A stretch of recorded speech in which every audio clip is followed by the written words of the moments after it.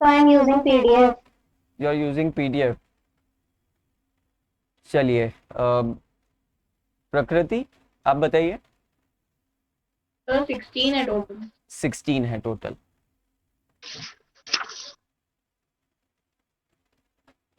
ये आपके सामने जो दिख रहे हैं PDF में, ये आपके सामने जो दिख रहे हैं प्रेजेंटेशन पे, ये चैप्टर्स हैं सारे.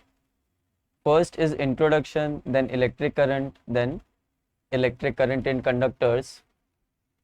First is introduction, then electric current, then electric current in conductors. फिर बहुत बाद में आके रेजिस्टिविटी पे कुछ समझा है, बहुत बाद में आके कुछ ब्रिजेस पे समझा है. ब्रिजेस मतलब इलेक्ट्रिकल ब्रिजेस हैं, Wheatstone bridge, meter bridge, potentiometer, इस तरह की चीज़ें समझाई है.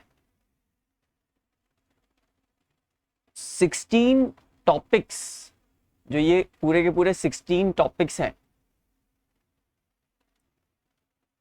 इन 16 टॉपिक्स के ऊपर, हर टॉपिक के ऊपर 5-7 क्वेश्चंस हैं. तो फॉर एग्जांपल, अगर मैं एक क्लास में, मैं आपको मटेरियल समझा रहा हूँ कि मेरे साथ कैसे पढ़ना है. अगर मैंने एक क्लास में आपको 4 टॉपिक्स करा है, तो वो शीट में आप देखेंगे कि उन 4 टॉपिक्स पे कितने क्वेश्चंस हैं, और उन क्वेश्चंस को सॉल्व कर लेना है. ये मिनिमम वर्क है रोज का. और अगर वो क्वेश्चन सॉल्व नहीं होते तो आप एनसीईआरटी खोलिए, क्योंकि वो जो क्वेश्चंस हैं 80% of the questions are made from NCERT book. अगर वो क्वेश्चंस 100 क्वेश्चन है हर चैप्टर में, अगर आप 70 क्वेश्चंस प्लस भी कर पाते हैं खुद से, तो आपकी पढ़ाई ठीक चल रही है, सही चल रही है. अगर 70 नहीं कर पाते हैं तो फिर कंसर्न होने की बात है कि what should be the solution.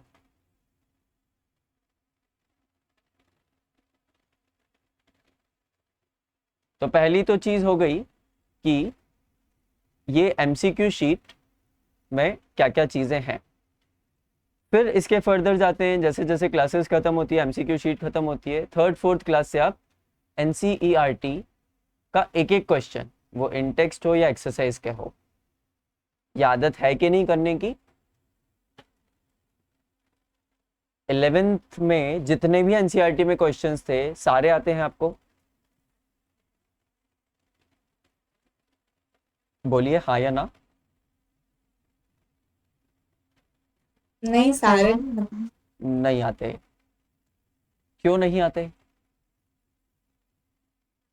बहुत ज्यादा क्वेश्चंस तो नहीं है एनसीईआरटी में. सारे आने चाहिए. अगर आप जेई मेंस के लिए पे ऑप्ट कर रहे हैं, 2 एग्जाम्स होती है ना, जेईई मेंस और एडवांस्ड. मैं तो अभी मेंस की ही बात कर रहा हूं. अगर आप जेई मेंस के लिए भी ऑप्ट कर रहे हैं तो NCERT is the basic thing. अगर आप रोज सिर्फ 3 घंटे की भी सेल्फ स्टडी दें, सिर्फ 3 घंटे की सेल्फ स्टडी, सारे सब्जेक्ट्स को मिला के बोल रहा हूं मैं, तीनों PCM, तीनों सब्जेक्ट्स को मिला के बोल रहा हूं, तो तीनों सब्जेक्ट्स की एनसीईआरटी कंप्लीट हो जाएगी आराम से, बहुत आराम से, 2-2 बार हो जाएगी. हम लोग फर्स्ट कहाँ जाते हैं? हम लोगों को अगर कोई टॉपिक नहीं आता, बताइए प्रगति, हम लोगों को अगर कुछ समझ में नहीं आता तो फिर हम लोग क्या करते हैं? सर्च करते हैं गूगल पर. गूगल पे सर्च करते हैं और उसका एक वीडियो देखते हैं, राइट? यस. वीडियो देखने से मोमेंटरीली तो समझ में आ जाएगा आपको, बिल्कुल आ जाएगा, but this should be the last option. जब आपको स्कूल में पढ़ाया जा रहा है, जब आपको टीचर्स पढ़ा रहे हैं, तो फिर एक और एडिटिव टीचर की ज़रूरत नहीं है. या तो सब कुछ छोड़ो, एक यूट्यूब चैनल उठाओ जिसमें पूरा कंटेंट दिया हो, वहाँ पे भी पूरा कंटेंट रहता है, जिसमें पूरा कंटेंट दिया हो, वीडियो 1 देखा और अपना एनसीईआरटी का वर्क कर लिया, वीडियो 2 देखा, अपना एनसीईआरटी का वर्क कर लिया, एक कहीं से क्वेश्चन सेट लिया है और पैरेलली वो सॉल्व करते गए. या तो ऐसा कर लो. स्कूल अलग, कोचिंग अलग, यूट्यूब वीडियो का टीचर अलग, आपको दिक्कत होगी। YouTube video watching is not counted in your self study time.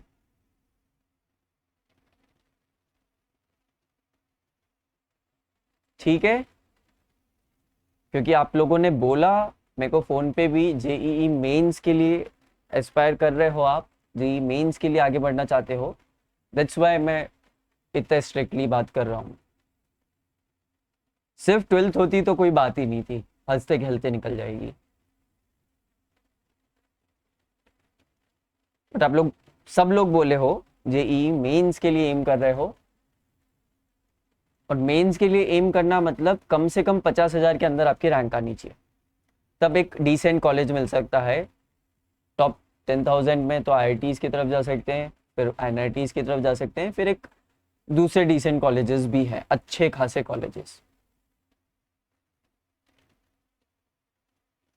चलिए continuing with the material, please ये अपनी कॉपी में लिख लीजिएगा, क्योंकि हर फिजिक्स के हर चैप्टर में ऐसा ही होगा। क्लास ली, क्लास के पैरेलल एमसीक्यू शीट सॉल्व करोगे, एनसीईआरटी को रीड करते करते, एनसीईआरटी को रीड करते करते। जैसे जैसे तीसरा चौथा क्लास आता है, आप एनसीईआरटी के इंटेक्स्ट और क्वेश्चंस लगाना चालू कर देंगे। ऐसा नहीं कि मैंने क्लास में कुछ क्वेश्चंस करा दिए तो आप नहीं करें वापस, ऐसा नहीं है। मैंने कराया है ताकि आपकी तकलीफ कम हो अकेले चलने में, बट जब सेल्फ स्टडी करते हो तब अकेले चलते रहते हो, तब पूरा पाथ खुद से तो चलना ही चलना है। इसके साथ एक बोर्ड कॉर्नर की शीट मैं लास्ट में सॉल्व करवाऊंगा, बिल्कुल लास्ट में रिवीजन में सॉल्व करवाऊंगा, जिसके ऊपर बोर्ड में जो कॉमन क्वेश्चंस आते हैं वो रहेंगे। ठीक है, so this is the thing for later discussion. यहाँ पे आपका 12th का कंटेंट एक लेवल पे खत्म होता है, 12th का कंटेंट। इसमें जब समझ में नहीं आता तो कुछ एडिटिव कंटेंट देना पड़ता है। अगर इसमें समझ में आ रहा है तो इतना निकल जाएगा। अगर इतने में ही समझ में आ जाता है आपको, इतने ही क्वेश्चन करने से, तो फिर जेईई मेंस आप साथ में चला सकते हैं बिल्कुल। जेईई मेंस के लिए शीट्स बनी हुई है, लगभग 100 से 200 क्वेश्चन है हर चैप्टर में, और उसके बाद 30 से 40 क्वेश्चंस हैं जो पिछले 10-15 साल में उस चैप्टर से पूछे गए हैं। वो पैरेलली आपको सॉल्व करनी है। This is also MCQ sheet. वो पैरेलली मतलब चैप्टर जैसे ही खत्म हो जाए, ये सब खत्म हो जाए, तो अगले चैप्टर के पैरेलल पिछले चैप्टर की जेईई मेन शीट सॉल्व करेंगे। और ये शीट मैं भी क्लास में करवाऊंगा, कुछ सिलेक्टेड क्वेश्चंस में क्लास में करवाऊंगा, बाकी आपको करने को दूंगा, फिर उसमें जो डाउट्स आएंगे वो डिस्कस करूंगा। क्या सब बच्चों को मटेरियल क्लियर है 12th का? Yes sir. Very good. JEE के लिए आप सोच रहे हैं, आप लोगों को पता होगा इसका full form?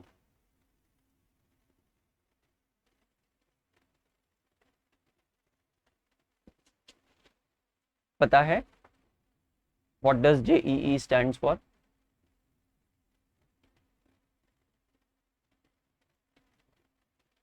Joint entrance exam. Please repeat. Joint entrance exam. Joint entrance exam इसलिए क्योंकि पूरे कंट्री के बच्चे मिलके देते हैं। पूरा देश लगभग 150 करोड़ 140 करोड़ जितना भी है, 140-160 करोड़, उसमें से जेईई कितने लोग देंगे? कुछ ड्रॉपर स्टूडेंट्स भी देते हैं, तो जेईई मेंस कितने बच्चे देंगे? लगभग 5,000, 10,000, 1 लाख, 2 लाख, 5 लाख, 10 लाख, 20 लाख, 1 करोड़, कितने?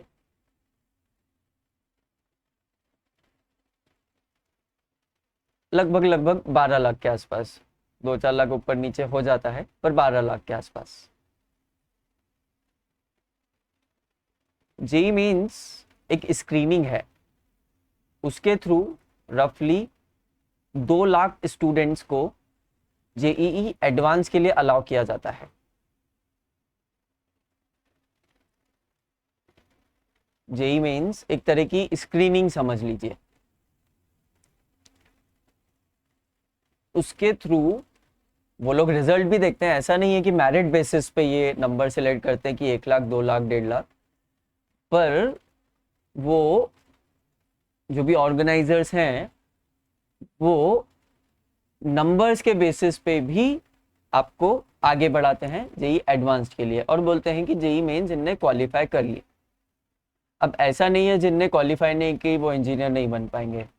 इंजीनियरिंग कॉलेजेस में सीट 12 लाख से भी ज़्यादा होगी, मतलब बहुत ज़्यादा है, बहुत सारी खाली जाती है। बट बात है एक फाइन कॉलेज की,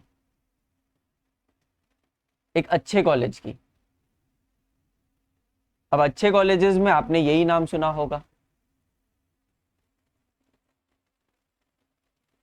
या आप जैसे इंदौर को बिलोंग करते हैं तो इंदौर में कौन कौन से अच्छे कॉलेजेस हैं इंजीनियरिंग के? GSITS, GSITS is a very good college. Then GSITS is a very very good college.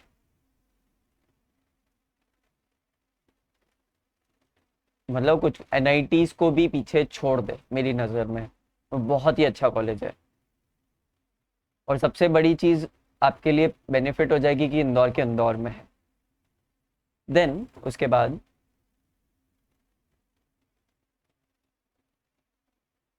इसका नाम सुना है,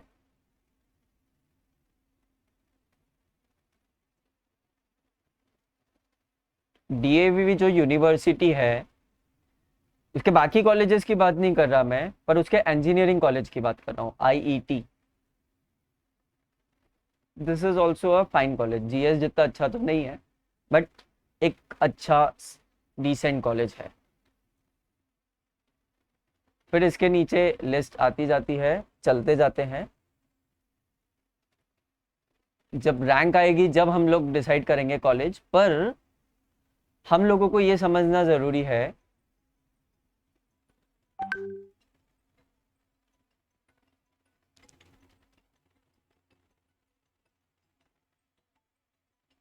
एक सेकंड रुकिएगा।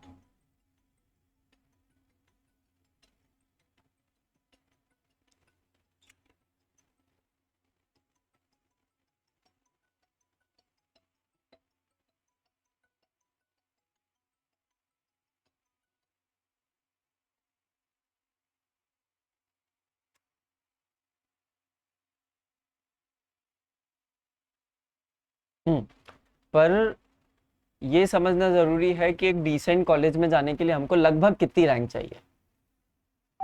मेरे हिसाब से 50,000 के अंदर अगर आप रैंक ले आओगे तो आपको एक डिसेंट कॉलेज मिल सकता है।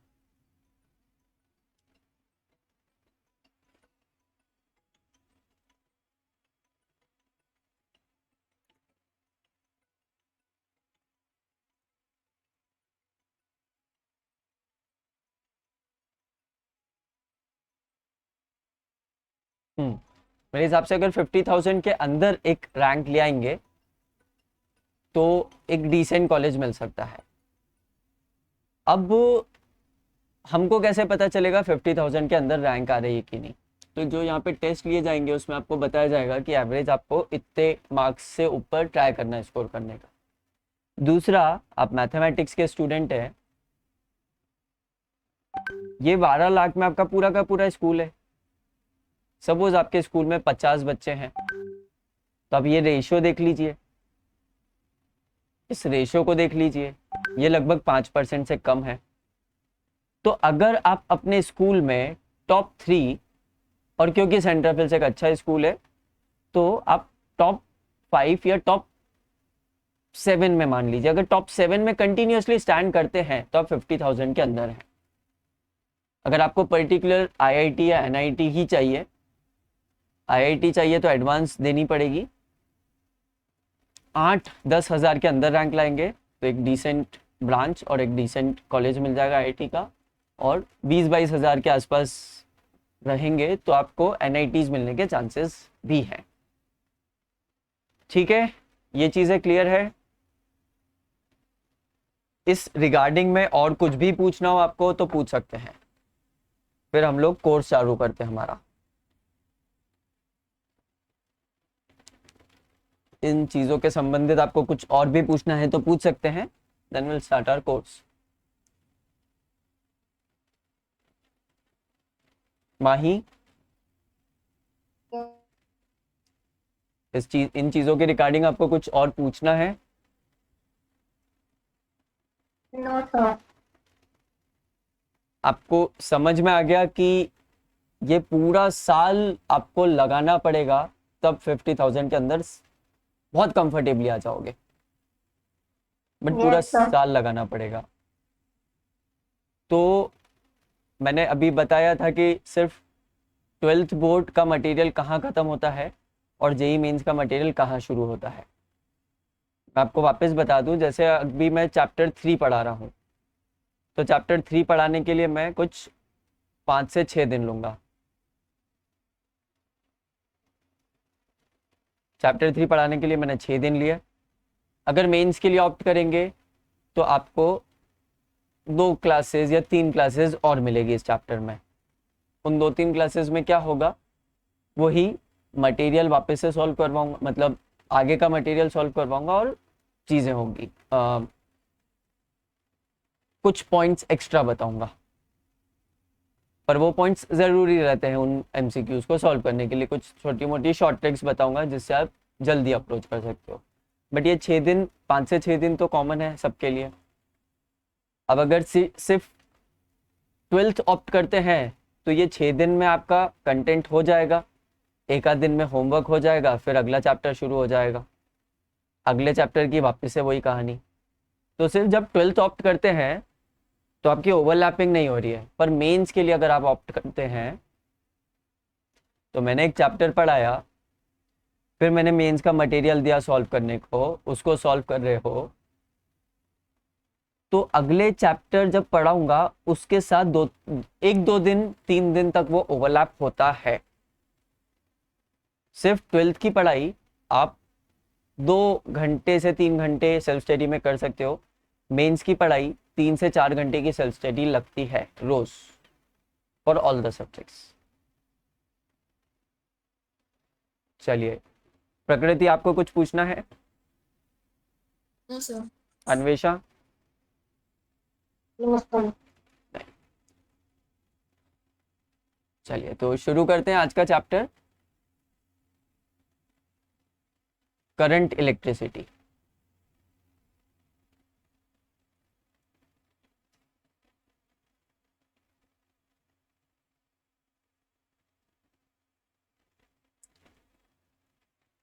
आज का जो चैप्टर है हमारा करंट इलेक्ट्रिसिटी, इसमें लगभग 16 कंटेंट्स हैं। इसमें लगभग 16 कंटेंट्स हैं। एक बार वो पढ़ते हैं और देखते हैं आपको कुछ जानकारी है क्या इन कंटेंट्स के बारे में। सबसे पहले इंट्रोडक्शन, फिर इलेक्ट्रिक करंट। इलेक्ट्रिक करंट के बारे में कुछ जानकारी है क्या? You have got any information about electric current? Please tell.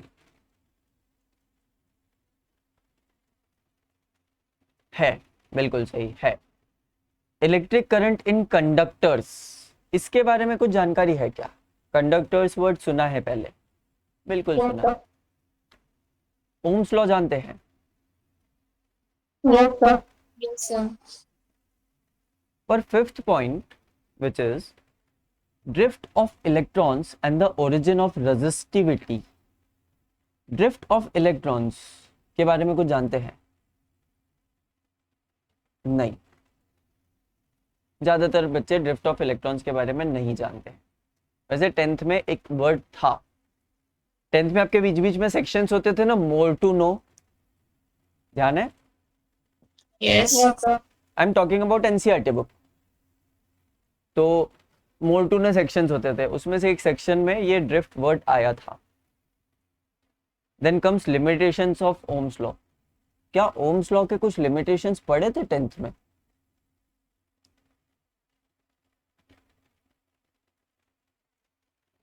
नहीं पढ़े थे, लगभग बच्चों ने नहीं पढ़े थे। रेजिस्टिविटी ऑफ वेरियस मटेरियल्स ये पढ़ा था। टेम्परेचर डिपेंडेंसी ऑफ रेजिस्टिविटी, इसके बारे में सिर्फ एक लाइन दी गई थी और कुछ भी नहीं दिया क्या था। 10th में आप लोगों ने रेजिस्टिविटी यूज करते समय, रेजिस्टिविटी की वैल्यू यूज करते समय टेम्परेचर को या तो इग्नोर कर दिया था या एक फिक्स टेम्परेचर ले लिया करते थे। अगर आपको ध्यान हो तो क्वेश्चंस में ये लिखा आता था कि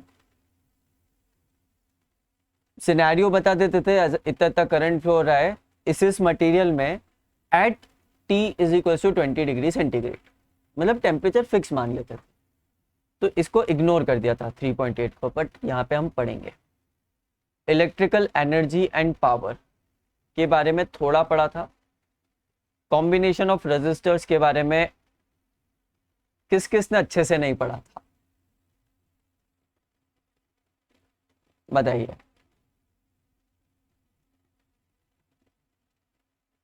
कॉम्बिनेशन ऑफ रेजिस्टर्स के बारे में किस किस ने अच्छे से नहीं पढ़ा था?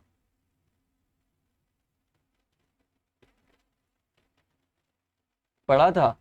मैं अगर कोई भी कॉम्बिनेशन दे दूं 10th क्लास से उठा के तो सॉल्व कर लोगे? Mahi, I try. You will try. Prakriti, yes sir, करूँगा। Anvesha, yes sir.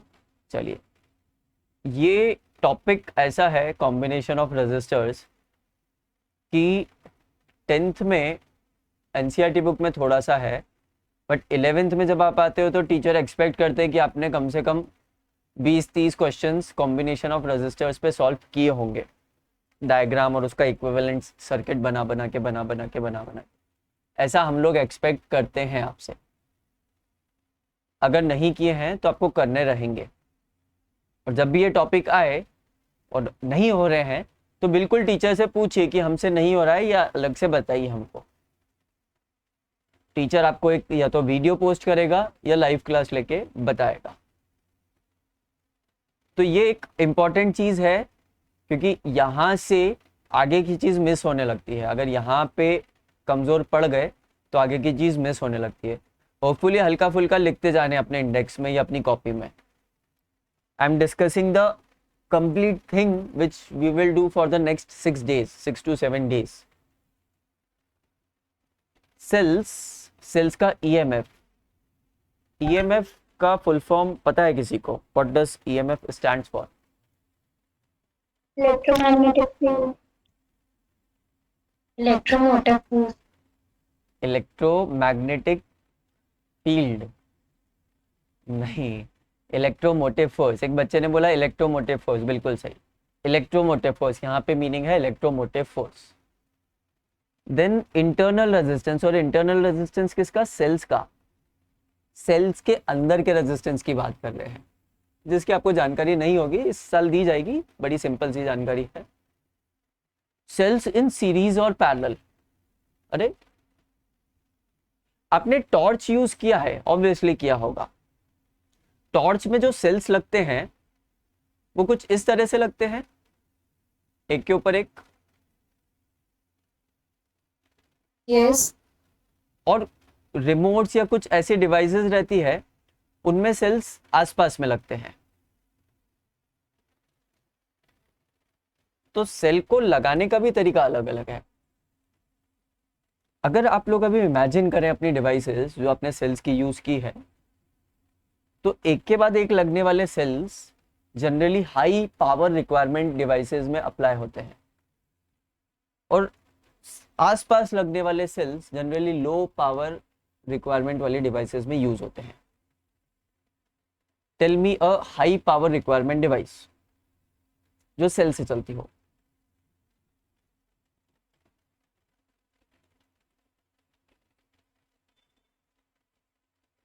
एक तो मैंने बता दिया टॉर्च, और वॉच। वॉच नहीं, वॉच हाई पावर रिक्वायरमेंट कहाँ है? उसमें एक सेल डालो तो कितने टाइम तक चलता है? महीनों तक।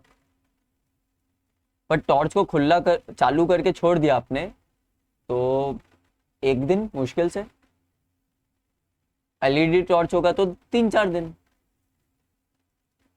Watch is not a high power requirement device.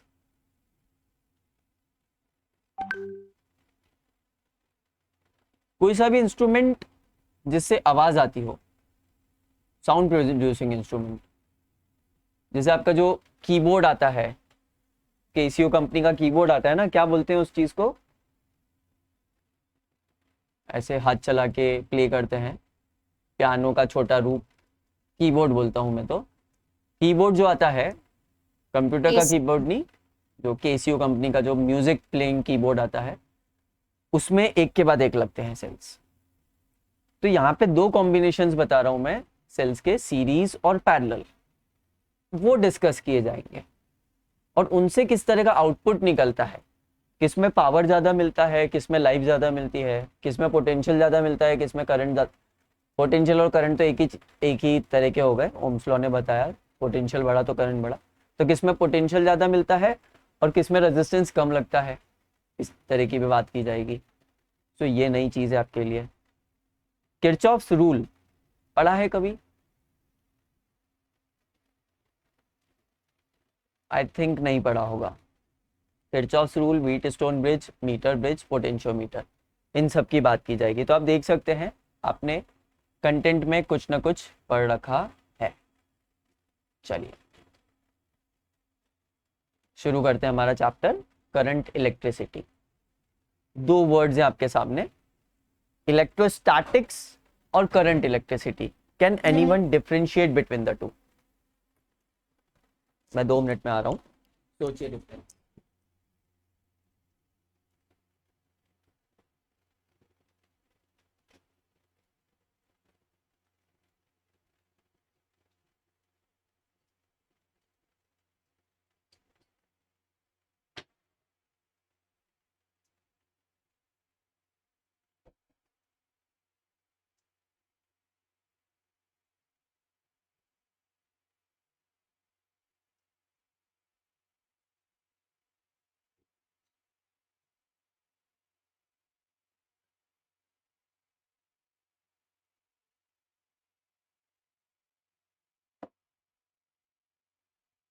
बताइए।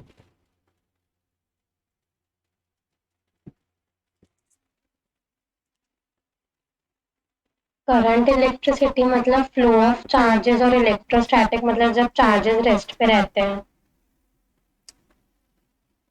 जब चार्जेस रेस्ट पे हैं तो मैं करूं क्या उनका, मतलब मैं पढ़ूं क्यों इलेक्ट्रोस्टैटिक? चार्जेस रेस्ट पे है तो ठीक है। But charges don't flow. Charges don't flow, वो मैं मानता हूं कि इलेक्ट्रोस्टैटिक्स मतलब जब चार्जेस फ्लो नहीं कर रहे हैं, वो रेस्ट पे हैं। बट चार्जेस जब रेस्ट पे हैं तो क्या कोई मतलब के हैं? Do they have any significance? उनको पढ़ने से कुछ मतलब है क्या?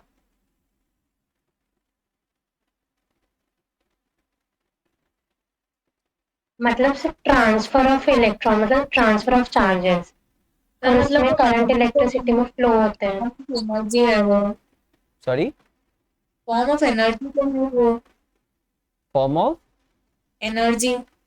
एनर्जी नहीं।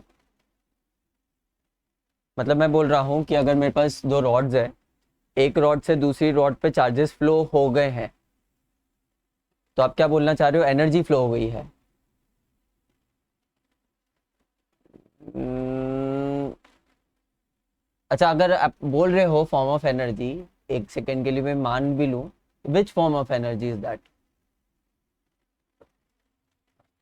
Static energy. स्टैटिक एनर्जी किसने पढ़ा दी? स्टैटिक एनर्जी क्या होती है? स्टैटिक एनर्जी क्या होती है? मैंने काइनेटिक एनर्जी सुनी है, पोटेंशियल एनर्जी सुनी है, पोटेंशियल एनर्जी अलग अलग तरह की सुनी है, हीट एनर्जी सुनी है, इलेक्ट्रिक एनर्जी सुनी है, और बहुत सारी एनर्जी सुनी है। स्टैटिक एनर्जी तो कभी नहीं सुनी। कुछ भी नहीं होता है स्टैटिक एनर्जी।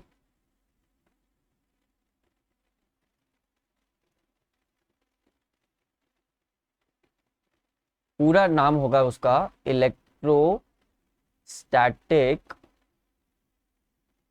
सर वही तो बोला था, पूरा सुनो, इलेक्ट्रोस्टैटिक पोटेंशियल एनर्जी। जब चार्जेस रेस्ट पे हैं और डिस्ट्रीब्यूटेड हैं, जैसे एक रॉड से दूसरे रॉड में चले गए, तो वो अपने आसपास के जोन में एक क्या बना के रखेंगे, बोलिए? Electric field. Electric field. और उस इलेक्ट्रिक फील्ड के अंदर कुछ क्यू नॉट चार्ज लाऊंगा, तो एक फोर्स लगने लग जाएगा क्यू नॉट चार्ज पे, which will be given by this equation. मैं जो लिख रहा हूं उसका फॉन्ट बहुत छोटा तो नहीं है? No sir. तो the force will be given by this equation. ये पढ़ा है? Yes sir. Very good. नहीं भी पढ़ा हो तो मैं वापस पढ़ाऊंगा। बट इलेक्ट्रिक फील्ड का मतलब क्या? किसी जोन में इलेक्ट्रिक फील्ड कौन प्रोड्यूस करता है ये नहीं बात कर रहा हूं मैं बोल रहा हूं इलेक्ट्रिक फील्ड का मतलब क्या, किसी जोन में किसी ऐसी चीज का प्रेजेंस जो दिखती नहीं है, पर उसके प्रेजेंस में अगर कुछ चार्ज ले जाओ तो it start experiencing some force. It starts experiencing some force. Electric field का ओरिजिन की बात नहीं कर रहा हूं। अगर ओरिजिन की बात करता हूं तो सिर्फ ओरिजिन की कर लेता हूं। मैंने जो लिखा कि चार्जेस एट रेस्ट का सिग्निफिकेंस क्या है, तो अनबैलेंस चार्जेस एट रेस्ट का सिग्निफिकेंस है कि वो इलेक्ट्रिक फील्ड प्रोड्यूस करते हैं, और उस इलेक्ट्रिक फील्ड में अगर कोई चार्ज क्यू नॉट आ जाता है, अगर कोई भी चार्ज आ जाता है तो उस पर फोर्स लगाने लगते हैं। अब हो सकता है वो उसको फोर्स लगा के मूव कर दे, हो सकता है फोर्स लगा के मूव नहीं कर पाए बाय डिफरेंट फैक्टर्स। तो इलेक्ट्रिक चार्जेस एट रेस्ट का मतलब ये है। और इसमें सबसे ज्यादा बात होगी पोटेंशियल की। एक वर्ड और ध्यान आया मेरे को, पोटेंशियल और पोटेंशियल एनर्जी। पोटेंशियल और पोटेंशियल एनर्जी सेम होते हैं या अलग अलग होते हैं? अलग अलग। क्या बात कर रहे हो? पोटेंशियल मतलब क्या? Sir work done. पोटेंशियल मतलब वर्क डन। एक चार्ज को एक जगह से दूसरी जगह लाना है। एक पॉइंट से दूसरे पॉइंट तक मूव करने के लिए जितना भी वर्क डन लगता है, दैट इज इलेक्ट्रिक पोटेंशियल। बिल्कुल सही। और पोटेंशियल एनर्जी?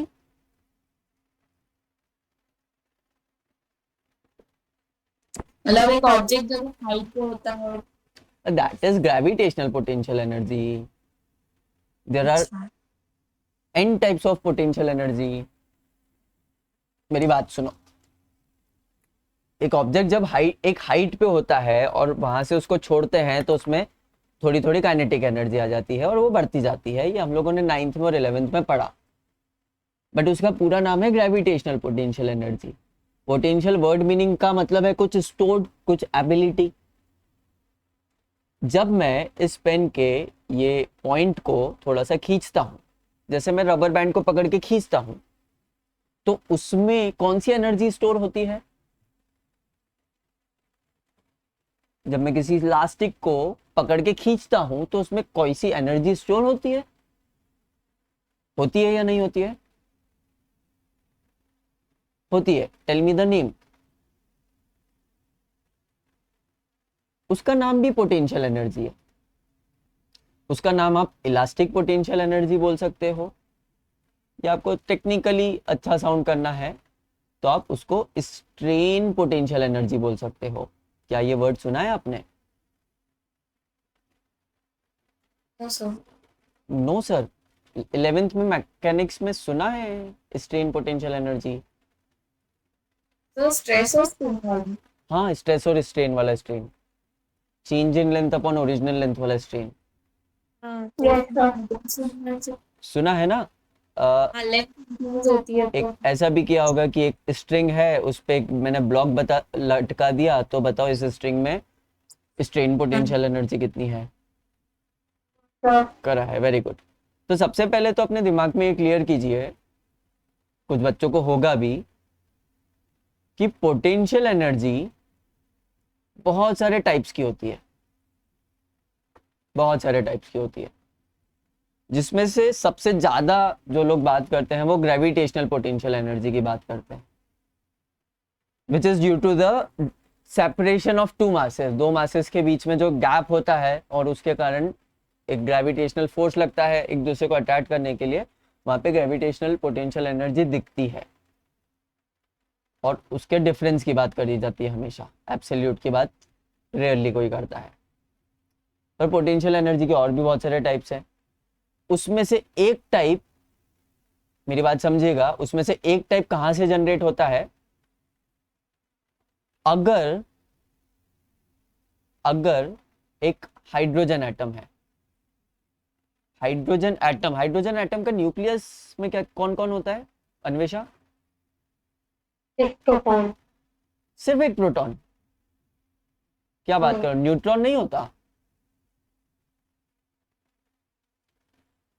प्रकृति, हाइड्रोजन में न्यूट्रॉन नहीं होता, सर तभी उसको प्रोटॉन बोलते हैं, तभी उसको प्रोटॉन भी बोलते हैं कभी, H पॉजिटिव को सिर्फ प्रोटॉन बोलते हैं। पॉजिटिव को बोलते बिल्कुल हैं। सही। हाइड्रोजन एक लौता ऐसा एलिमेंट है जिसमें न्यूट्रॉन ही नहीं है, बड़ा सिंपल सादा सा एलिमेंट है। जैसे लोग होते हैं ना जो मिनिमम रिक्वायरमेंट में जी लेते हैं, वैसे हाइड्रोजन है। एटम बनने के लिए जो मिनिमम रिक्वायरमेंट है, आपको बचपन में पढ़ा होगा, एटम के लिए प्रोटॉन, न्यूट्रॉन और इलेक्ट्रॉन चाहिए, बट न्यूट्रॉन तो एक्स्ट्रा चीज है, स्टेबलाइज करने के काम आता है न्यूट्रॉन न्यूक्लियस को, बट न्यूट्रॉन के बिना भी इलेक्ट्रॉन एटम एग्जिस्ट कर सकता है, और वो दिखाता है हमको हाइड्रोजन। तो बिल्कुल सही, हाइड्रोजन में न्यूट्रॉन नहीं होता है, मास नंबर ही 1 होता है, एटॉमिक नंबर भी 1 होता है, न्यूट्रॉन कहाँ से आएगा? तो हाइड्रोजन का न्यूक्लियस, उसके आसपास घूमता हुआ एक इलेक्ट्रॉन, सबसे पहले उसको मैंने शांत किया मतलब उसको मैंने किसी तरह से उसकी वेलोसिटी रोक दी, किसी तरह से, it is almost impossible, but किसी तरह उसकी वेलोसिटी रोक दी। अगर मैं उसकी वेलोसिटी रोक दूंगा तो क्या होगा? Hydrogen proton, hydrogen nucleus will try to attract और रिपेल, अट्रैक्ट इट, बिल्कुल सही, will try to attract it. अब मैं यहां से फोर्स लगाता हूं इस इलेक्ट्रॉन पे इस डायरेक्शन में, तो डिस्प्लेसमेंट भी हो रहा है, और फोर्स और डिस्प्लेसमेंट लगा रहा हूं तो मैंने कुछ वर्क डन किया, तो मैंने कुछ एनर्जी स्पेंड की। जो मैंने एनर्जी स्पेंड की इस इलेक्ट्रॉन को इस पॉइंट से इस पॉइंट तक ले जाने में, वो पूरी की पूरी एनर्जी इस इलेक्ट्रॉन में जाके स्टोर हो जाएगी इन फॉर्म ऑफ, बोलिए, potential which type of potential energy? Electrical या इलेक्ट्रोस्टैटिक पोटेंशियल एनर्जी? इलेक्ट्रिकल बोल सकते हो या electrostatic potential energy.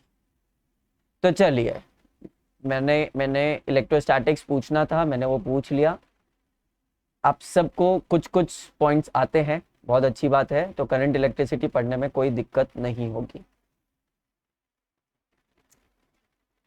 Charges rest पे थे जब तो समझ में आ रहा था चीजें, चार्जेस जब रेस्ट पे थे, जैसे कुछ इलेक्ट्रॉन्स या कुछ protons. Is this a proton?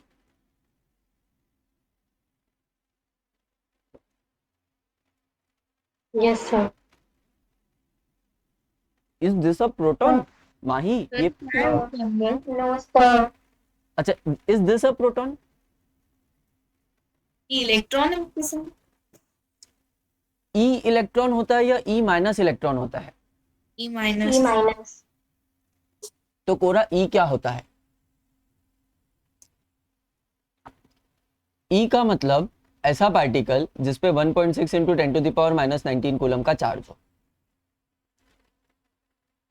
ऐसे बहुत सारे पार्टिकल्स होते हैं जिन पे इतना चार्ज होता है और मासेस अलग अलग होते हैं, जो कि हम लोग आगे के चैप्टर्स में पढ़ेंगे, एटम्स एंड न्यूक्लियर। अन्वेषण ने थोड़ा सा एटम्स पढ़ रखा है, इसलिए उन्होंने बोला कि ये प्रोटॉन है एक, इस पे प्रोटॉन जितना चार्ज है, इसको आप प्रोटॉन कंसिडर कर सकते हो if you are only going to consider the charge, बिल्कुल कर सकते हो। बुक्स एनसीईआरटी में भी लिखा हुआ मिलेगा आपको, और एनसीईआरटी में लिखा हुआ कुछ भी गलत नहीं होता है। मैंने 6 से 12 तक की एनसीईआरटी बार बार बार बार बार बार बार बार बार बार बहुत बार पढ़ी है। हार्डली 8-10 जगह मुझे चीज़ें समझ में नहीं आई कि ऐसा कहाँ क्यों लिखा हुआ है उन्होंने।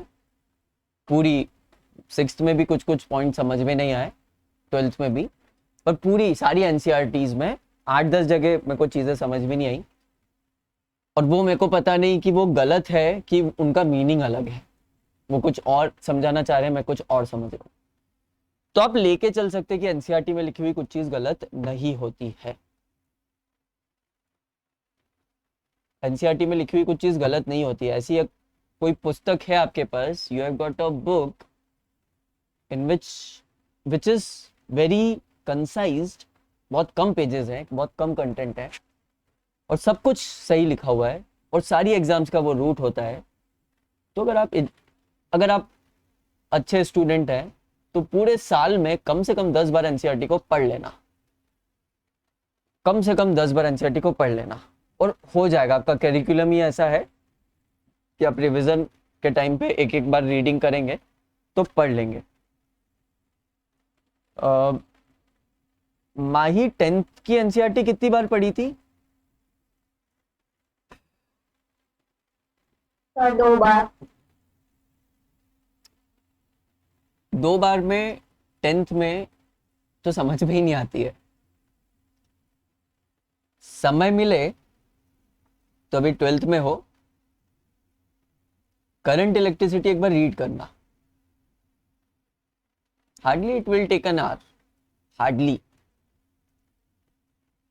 आज ही कर सकते हो कि 12th का चालू करने से पहले 10th का एक बार रीड कर लो, सारा रिकॉल भी हो जाएगा आपको, मैं जो समझा रहा हूं समझ में भी अच्छे से आएगा। चलिए, coming back to the point,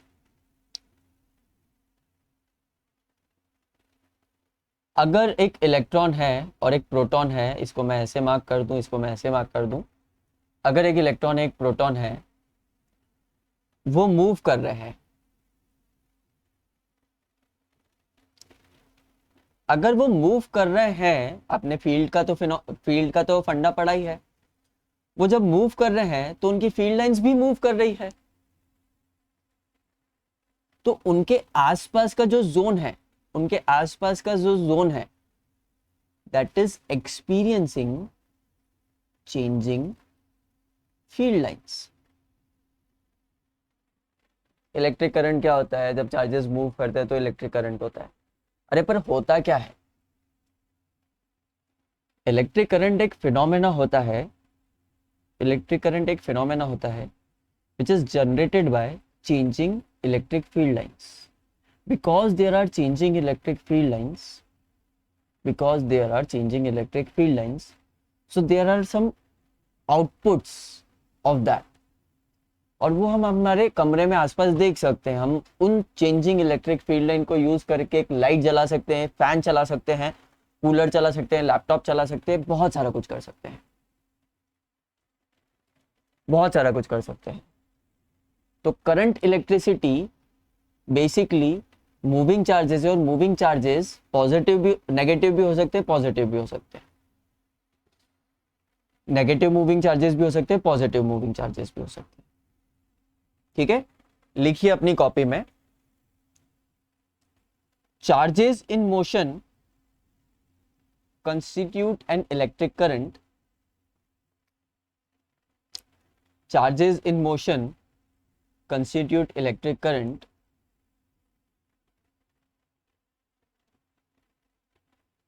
Charges in motion constitute an electric current. अगला पॉइंट लिखिए, in this chapter we will study some basic laws. In this chapter we will study some basic laws concerning steady electric current. Concerning steady electric current.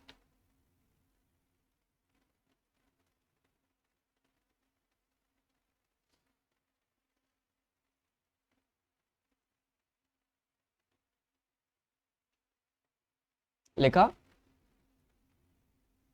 Yes sir. ये एक cloud imagine कीजिए। ये cloud में जब बहुत सारे cloud जाके mix हो जाते हैं तो जनरली हम लोगों को एक फिनोमेना दिखता है, लाइटनिंग। जनरली हम लोगों को एक फिनोमेना दिखता है, लाइटनिंग, जो कि क्लाउड से कभी भी ऊपर के स्काई की तरफ नहीं जाता, मतलब क्लाउड्स के ऊपर तरफ नहीं जाता, हमेशा क्लाउड से नीचे की तरफ आता है। वो क्यों आता है वो आपको सोचना रहेगा। ये क्लाउड्स में या तो डिस्ट्रीब्यूशन ऑफ चार्जेस हो जाता है कि एक तरफ बहुत सारे नेगेटिव चार्जेस आ जाए, एक तरफ पॉजिटिव चार्जेस आ जाए, या अनबैलेंस ऑफ चार्जेस हो जाता है किसी किसी कारण से। और ये चार्जेस जब बहुत बहुत बहुत ज्यादा बढ़ जाते हैं तो ये अपने आसपास की एयर को इलेक्ट्रीफाई कर देते हैं और फिर थंडर आता है, लाइटनिंग आती है, थंडर नहीं, लाइटनिंग होती है। This lightning is electric current, yes और no? This lightning is electric current, yes or no? Yes. Yes. This lightning is electric current. इसको कैप्चर करके हम हमारे घर की बिजली भी जला सकते हैं, बट बहुत महंगा प्रोसेस होता है वो। पर ये जो इलेक्ट्रिक करंट है ये बहुत अनस्टेडी है। हार्डली 3-4 सेकेंड में तो पूरा हो जाता है। अगर एक बार बिजली कड़कती है तो कितने सेकेंड्स के लिए दिखती है? जनरली 1 सेकेंड या उससे भी कम। बट अगर जोरदार बिजली दिखती है तो ज्यादा से ज्यादा 3-4 सेकेंड्स के लिए दिखेगी। रियरली कभी कभी दिखती है, बाकी ज्यादा से ज्यादा 3-4 सेकेंड्स के लिए दिखेगी, उससे ज्यादा की मैंने आज तक देखी नहीं। जनरली ये फिनोमेना 1 सेकेंड के आसपास में कवर हो जाता है, तो ये बड़ा अनस्टेडी फिनोमेना है। बट हम इस चैप्टर में शुरू में unsteady phenomena, unsteady electric current की बात नहीं करेंगे, हम सिर्फ स्टेडी इलेक्ट्रिक करंट की बात करेंगे। तो जो मैंने लाइन लिखवाई ना second, in the present chapter we shall study some basic laws concerning steady electric current. Please underline steady electric current and tell me the meaning of steady.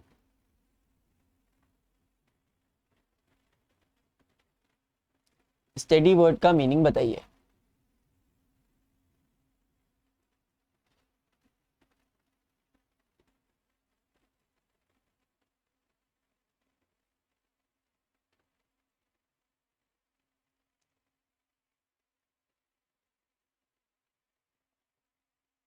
क्या बात है, सेंट्राफिल्स के हो ना तीनों? So can you please repeat? नाम बदनाम कर रहे हो। मैं सेंट पॉल का हूँ, तो मेरे को अच्छा लगेगा सेंट पॉल और सेंट्राफिल्स के स्टूडेंट्स अगर अच्छे से रेस्पॉन्ड करें। मैं स्टेडी वर्ड का मीनिंग पूछ रहा हूँ, meaning of the word steady.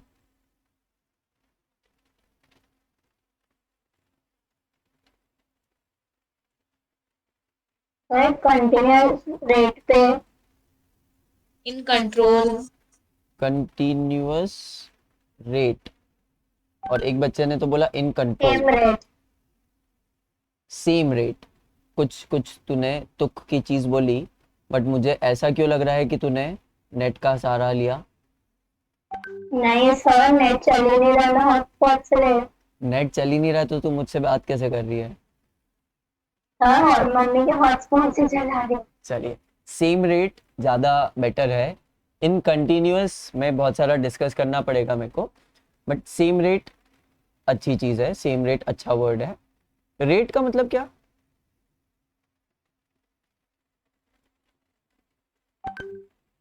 Rate का मतलब क्या? In equal intervals of time. Equal. Rate का मतलब in equal intervals of time, और एक बच्ची ने बोला equal.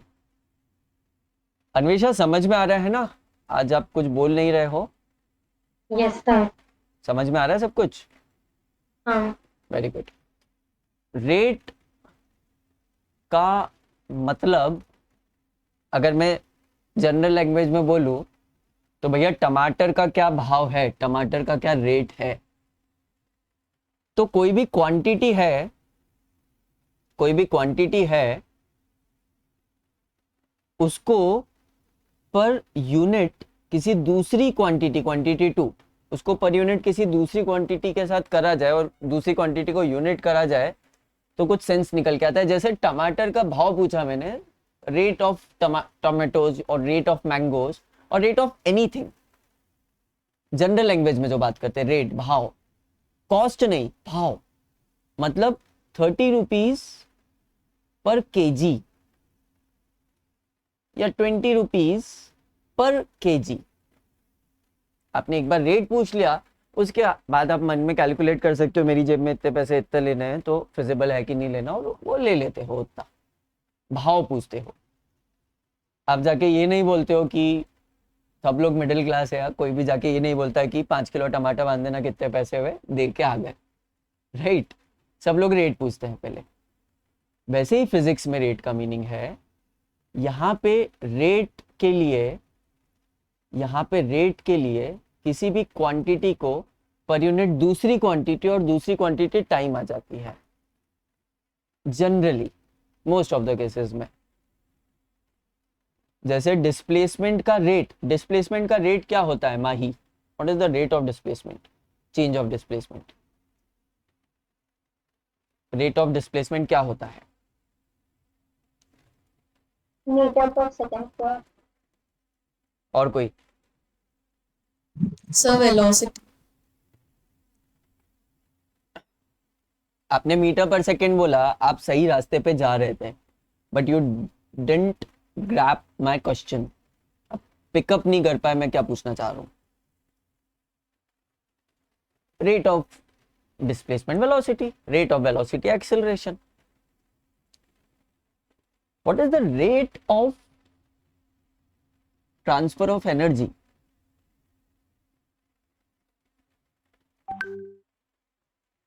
Power. Power. What is the rate of transfer of energy? Power. देखिए फिजिक्स में चीजें जब टीचर पूछता है तो बहुत सारी चीजें आ जाती है। आपका काम है इन सब के बीच में लिंक बनाना। अगर आपने इन सब के बीच में लिंक बना दिया, अगर आपने इन सब के बीच में लिंक बना दिया तो आप फटफट फटफट आंसर दे सकते हैं। 11th में बहुत सारी चीजें थी ना जो पढ़ी थी, पर उनमें एक बार लिंक बना दोगे ना तो सारी चीजों के कॉन्सेप्ट एक दूसरे में यूज कर पाओगे सही तरीके से। और एक बार सही तरीके से यूज कर पाए तो चीजें कम लगने लगेगी। हाँ, इतना ज्यादा कंटेंट नहीं था, ठीक है। स्टडी का मतलब सेम रेट से, वो आपने बिल्कुल सही बोला। जैसे आप लोग सब लोग जानते हैं कि flow of charges and that through a given cross section, flow of charges through a given cross section current होता है। नहीं, फ्लो ऑफ चार्जेस का rate through a given cross section, through a given cross section current होता है। Rate of flow of charges through a given cross section current होता है।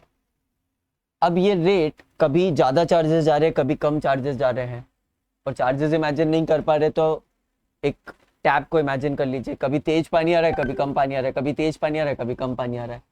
इसका मतलब water flow is not steady, is unsteady, is unsteady. Lightning एक unsteady phenomena है, but इस chapter में हम लोग स्टेडी फिनोमेना, स्टेडी चार्जेस को ज्यादा फोकस करने वाले हैं। आपको ध्यान होगा, आपको बोला जाता था कि करंट भाई इतना इतना है, तो ज्यादातर पॉइंट्स पे हम लोग स्टेडी करंट को फोकस करने वाले हैं। चलिए आगे चलते हैं। What is electric current? इसका आंसर आपको मिल चुका है। Does electric current have a direction और just a sense of flow? कितने बच्चे बोलते हैं इलेक्ट्रिक करंट का डायरेक्शन होता है?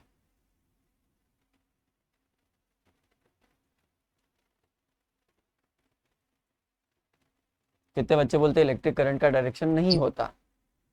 सर होता है। होता है। तो करंट एक वेक्टर क्वांटिटी है, इसका मतलब करंट एक वेक्टर क्वांटिटी है। हाँ।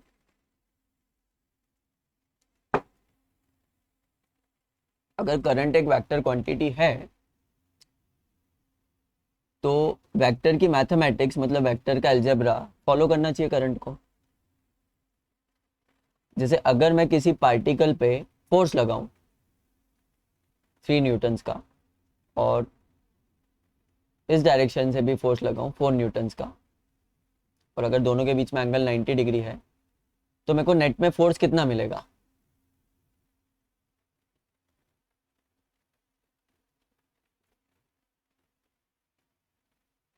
7 न्यूटन।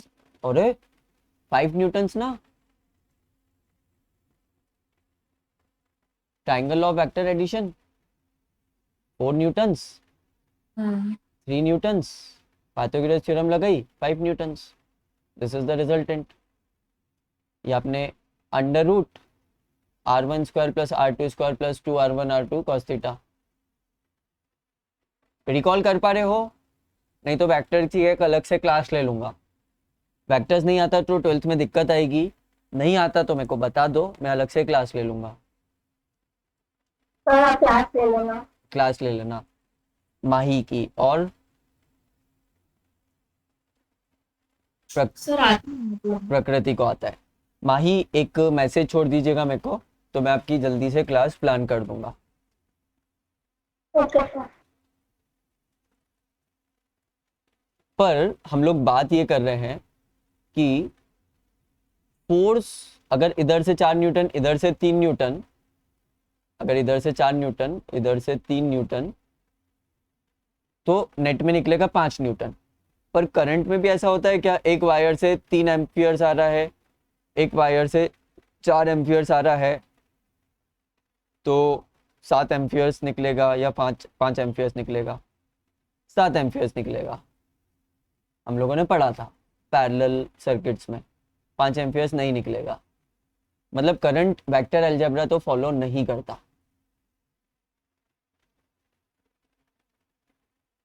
आप लोगों ने फोर्स का डायरेक्शन बताया है 3i cap plus 6j cap, ऐसा ऐसा कुछ कुछ डायरेक्शंस बताए होंगे फोर्स के, हाँ या ना? यस। पर क्या कभी करंट का डायरेक्शन बताया है?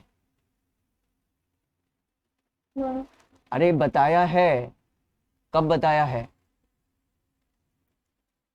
ये कुछ याद है ऐसा? हाँ राइट हैंड राइट हैंड किसका? अंशुल्स? किसका राइट हैंड तब?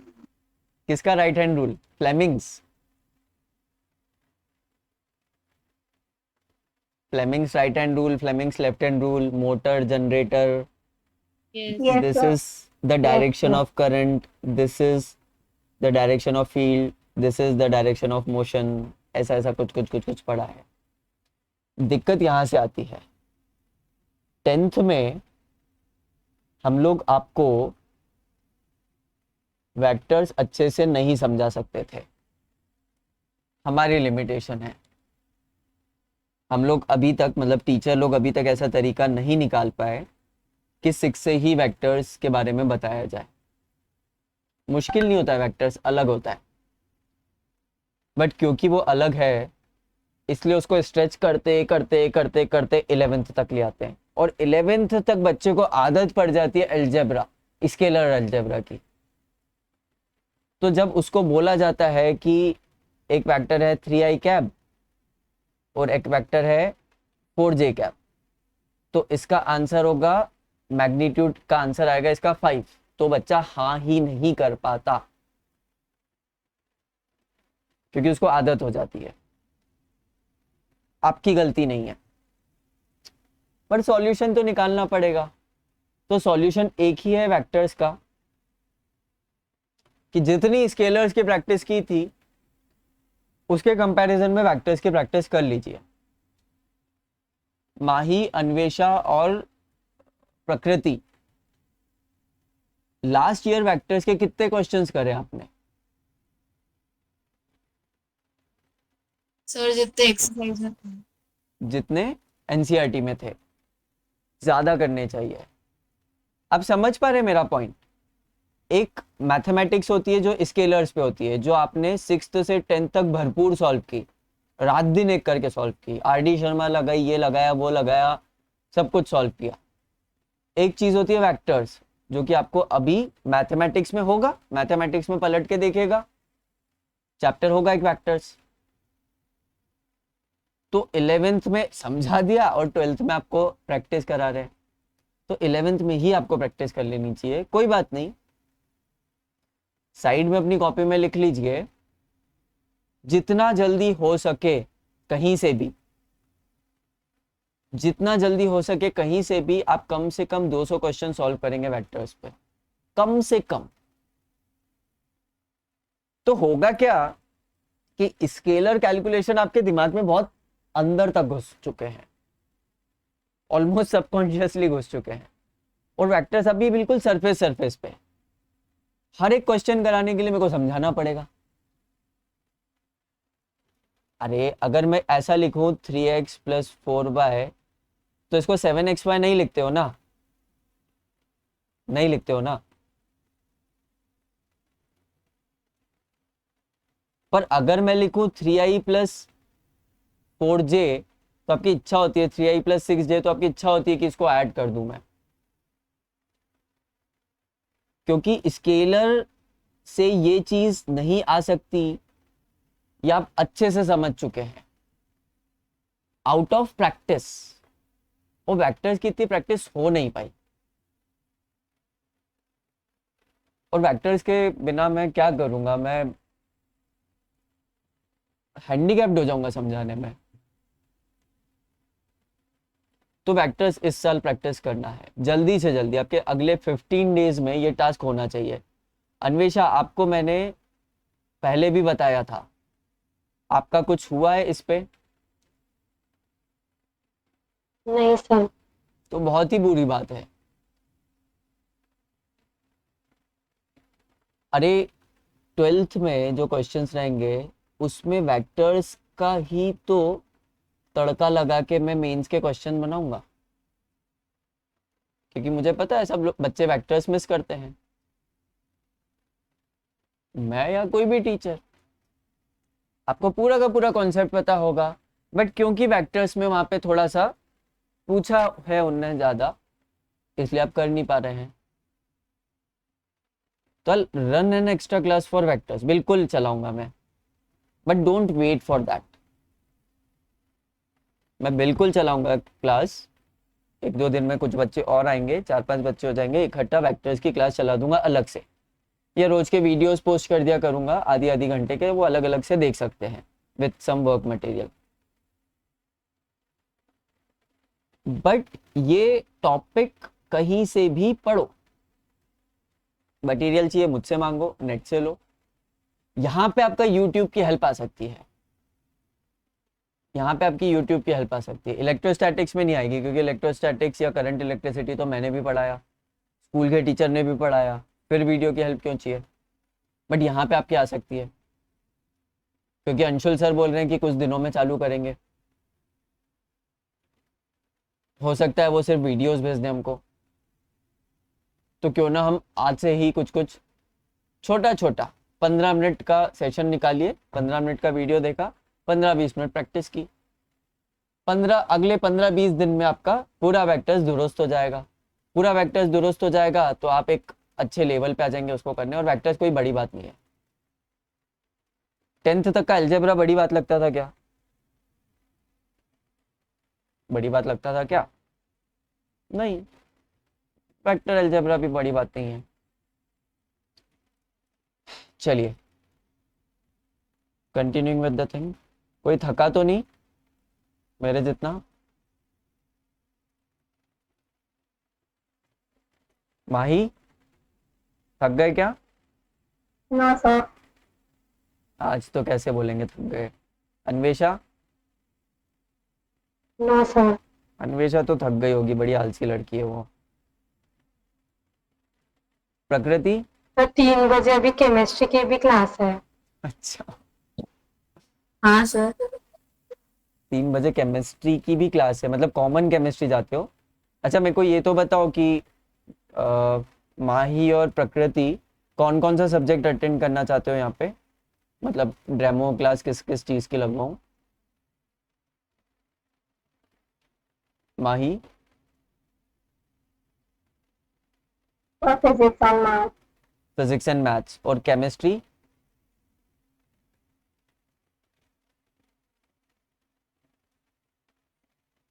तो फिजिक्स और मैथ्स इनको प्रकृति आप क्या बोल रहे हो इसी चीज़ की?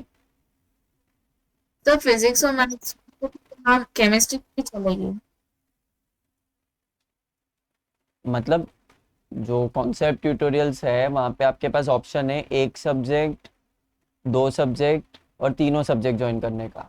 अगर आप और कहीं नहीं जा रहे हैं और जेई मेंस के लिए प्रिपेयर करना चाहते हैं तो ऐसे तीनों सब्जेक्ट ज्वाइन करें। अगर कहीं ऑलरेडी जा रहे हैं तो अलग बात है। तो प्रकृति ने क्या बोला, तीनों सब्जेक्ट की फिजिक्स और केमिस्ट्री क्या बोल रहे थे? तीनों सब्जेक्ट। तीनों सब्जेक्ट, प्रकृति का तीनों सब्जेक्ट है। Mahi I also take 3। You will also try for 3, ठीक है। चलिए तो 3 बजे से अन्वेषा की क्लास है।